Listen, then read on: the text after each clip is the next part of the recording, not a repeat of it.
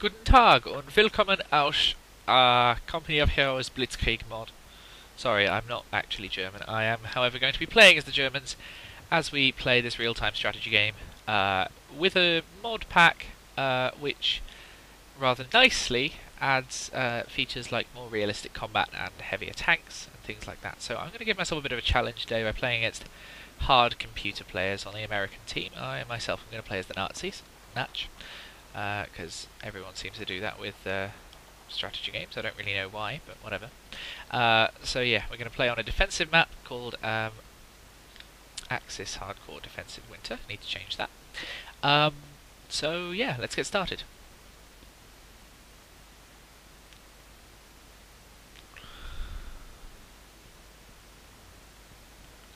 So yeah, this is a real-time strategy game developed by Relic Entertainment in 2006 and released by Sega. It's had a couple of expansion packs since launch, one of which added new campaigns, the other of which added new factions, and it has just recently had a sequel in the form of Company of Heroes 2, which took place on the Eastern Front, which I might let's play in future videos. I'm currently playing as the Panzer Elite faction, which is one of the DLC factions, which adds such features as sort of more modifiable infantry. Their standard infantry units can do things that other factions cannot do with their infantry, like build base units and emplacements, which is nice and something we don't see from the other places, as I say, from the normal German army or from the American and British units. So yes, there's a very strong focus on vehicles with Panzer Elite, which means their infantry units are a little bit on the bad side, but doesn't mean we can't have some good infantry, and I'll make some now, and I'll show you what we're doing. I'll build a little territory capture car as well, and obviously my infantry here are capturing this base very, very slowly. Basically, the Company of Heroes is a territory control game. You get 3 resources: manpower, which is used to build infantry; munitions, used to build special infantry and do special attacks; and fuel, which is used for constructing vehicles. And my new Panzer Grenadiers are complete, so I can use them to build a new base place, and I'll send the old units onto it as well, I suppose. Hopefully with 2 of them it'll get built twice as fast. So yeah, I never play this online because I'm too bad at it, but as you can see, my AI allies are doing their bit to for the cause, and I have my couple of little bunkers up here, so hopefully that'll help. Yeah, my car is done, so we can send the Schwimmwagen out to capture some territory. It's one of the few vehicles which can capture territory, unless you're playing as the Americans, and then you can send light tanks to do it. But yeah, so these buildings are done. I'll dispatch. Let's give that some long-range rifles. We can go stick them up front, and hopefully they'll deal some damage to my enemies. Stick them over there, and they can shoot. Oh, actually, I'll stick them in a bunker, and they can deal some damage from there when enemies come and attack me. So, yeah, I've got anti-tank infantry, machine gunners, and assault infantry, and once I've got hold of those 2 who can build base units, I'll build a little upgrade centre where I can add such lovely things as extra unit members, veteran sergeants, and the ability to capture territory quicker and repair vehicles better, things like that, which are very nice. And once we get vehicles starting to be built, it'll be very useful.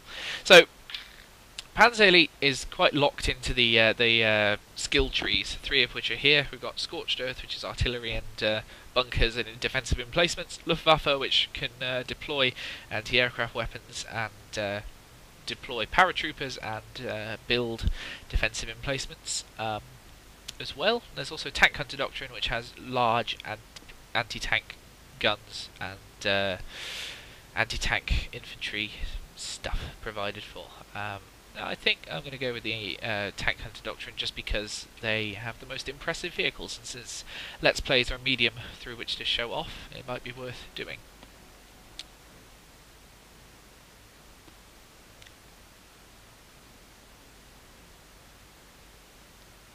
So, Uh, yes, while we're waiting for that, I'll show you around the map. We've got very strong defensive emplacements all along this side of the map, which is the hence the axis defensive bit of it.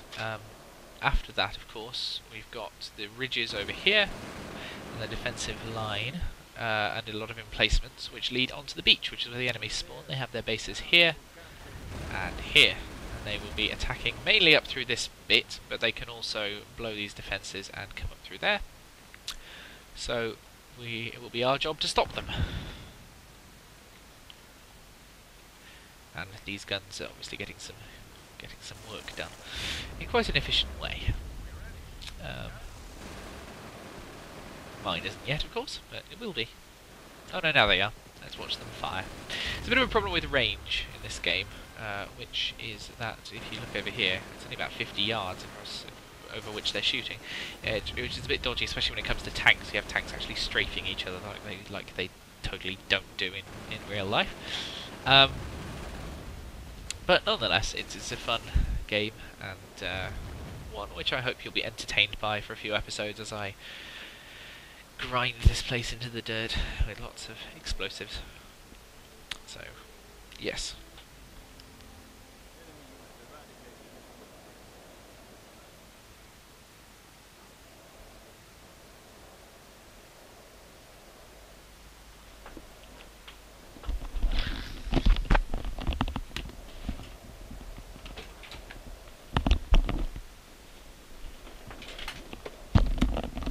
Apologies for the brief pause.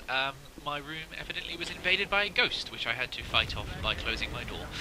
I think really it was an air current, but a little bit annoying because my window is banging constantly. Yeah. Oh, yes, Panzer Elite Infantry can upgrade in two ways. Either you can have offensive, which upgrades weapon accuracy and rate of fire, or you can have the defensive bonuses, which improve their defense and their movement speed. Obviously, since there is no movement speed to account for with a stationary gun, I'm going to go for offensive.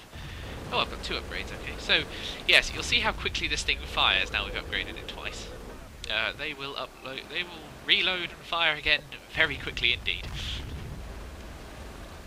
Which will make life hell for tanks when they come along. I think they'll probably start deploying them soon. At the moment they're just on the specialised infantry, but things will heat up. We will eventually, I think, be able to produce some rocket launchers and things, which we'll show off to you. You can request an SS officer as well, which I'm not going to do yet because I don't have any real need for infantry at this point. However, those infantry might be useful because they can see tanks from a long way away. And the final upgrade for the flak gun, so I'm going to upgrade it in defensive power a second time, third time, and hopefully it'll, as you can see, lots of craters being being formed already. I don't know how these infantry are doing, but I'll give a machine gun and some extra long-range rifles for them to do even more damage. Here we go. Light tanks and half-tracks, so we'll get to see how much damage my guns can really do. I chose a defensive map because it gives the best... firstly, I don't want to get crushed. Which I would do in a proper map because I'm terrible at this game. Secondly, I don't want to want it to be over too quickly because I like talking to you, and also because I'm not terribly sure of myself on such things as Let's Playing. So it's a little bit of a dry run for me as well. So do let me know if you like what I'm doing, or if you don't. I'm sure you'll very vociferously know. Let me know if you don't like what I'm doing. Oh well, that's the internet for you.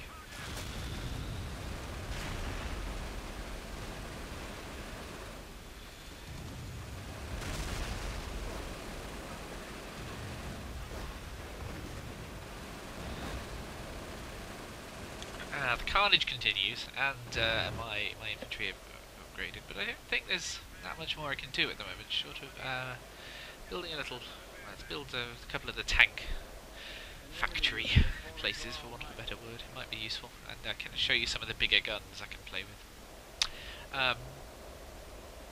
Yeah, so, firstly, I need to get some upgrades, and I can get... there's anti-tank, mobile anti-tank guns up here, including the Ag Tiger, which is massive and slow.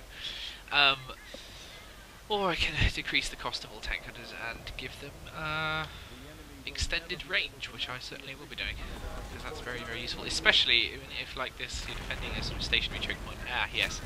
Now, I thought this might happen, which is that the Americans have access to rocket launchers quite early in the game, so we're going to get pounded into the dirt by artillery, probably. However, my gun is doing its job quite well for now, so we don't have too much of a reason to panic. And we can pour units into it if we need to.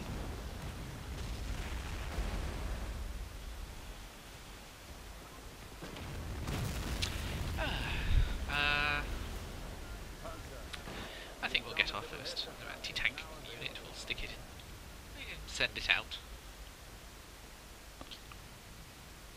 We also got, interestingly, a repair vehicle, which is based on a sort of a engineer tank, which you can use to defend other tanks, which I think is quite nice. It's certainly more efficient than sending engineers into machine gun fire to try and rescue your tanks, which almost never works. Or maybe it does. I'm just terrible. Yes, we're making short work of the enemy units here, especially those half tracks and stuff, which fortunately is good because it gives us experience which we can use to upgrade and get further units. Obviously we're taking a bit of damage here, which isn't great. Oh well, we've got a new building. Ah, yes, here we go. Here are the defensive. Well, they're tank destroyers. They're not tanks, but they do pretty much the same thing. They just can't use their turrets so well.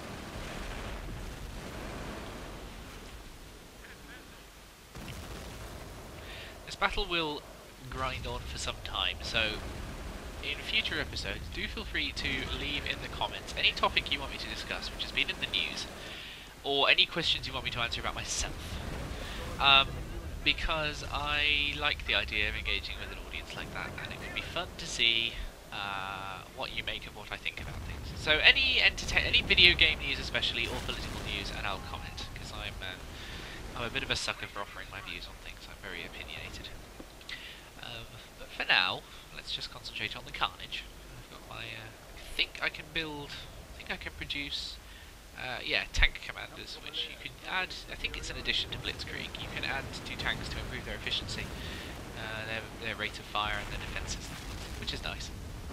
There's a lot of good things Blitzkrieg adds to this. I mean, if it was a normal company of heroes, these 2 armies would be shooting at each other from about half the distance, and the tanks would take about 5 hits before they got destroyed, which wouldn't be great.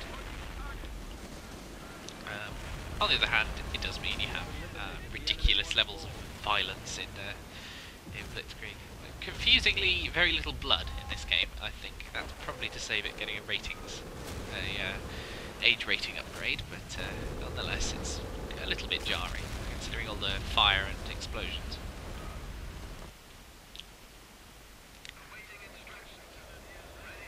Okay, so we've got tank commanders nearly finished, and then we can send this thing into the field. Here we go. Yeah.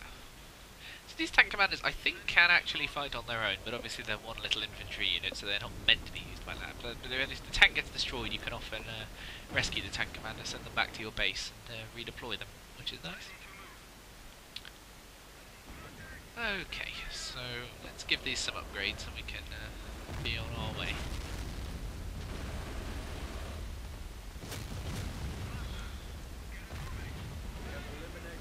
Let's be brave and position it down on the beach where it's going to get blown up in about 3 seconds. Yes, they have these little rocket jeeps, which are an addition to the Blitzkrieg mod.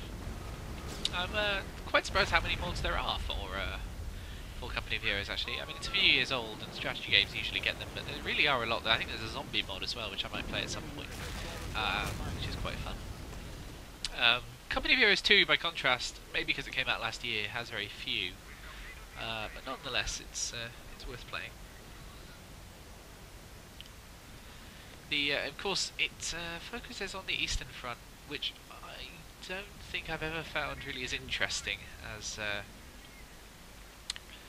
as the Western Front, which is kind of strange because most of the bigger battles were there, but I don't know. Maybe it's just because I came to this game first and I'm therefore more disposed towards liking it, I can say.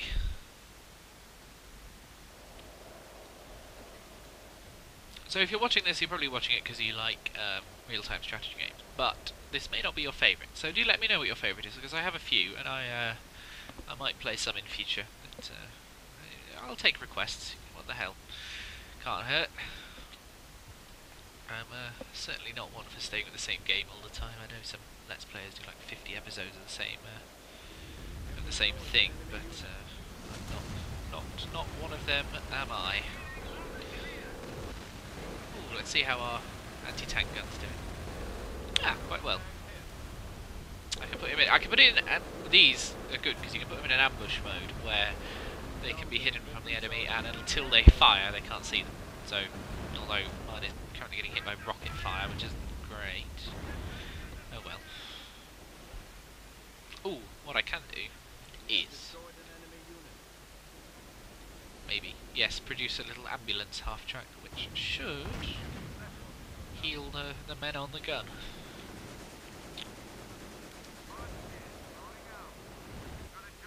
However, I do worry if we don't, like, if this is a defensive map, but if you don't push them back quickly enough, they will eventually just wear down these defences and push through. So maybe we lose in the end, but oh well. I don't think, to the Allies' advantage in real life, that the Nazis ever possessed such a well-stocked and well-defended strong point. So, given that it was D-Day anniversary recently, I'm rather glad for the Allies that never happened. Obviously, I don't actually like the Nazis. This might play as them. Don't take the wrong message. Yeah, so here's the ambulance half-track. We'll send it out there and hopefully it'll be able to resupply us. Or at least heal us. Now, it seems we are making a bit of a move now. I might advance down that flank and we'll see what we can see if we can pick anything useful off. Although, yeah, okay, as I feared, there are mines down that way, so my tank is screwed. Right, which is why it was useful that I got infantry here, because they can go and repair it.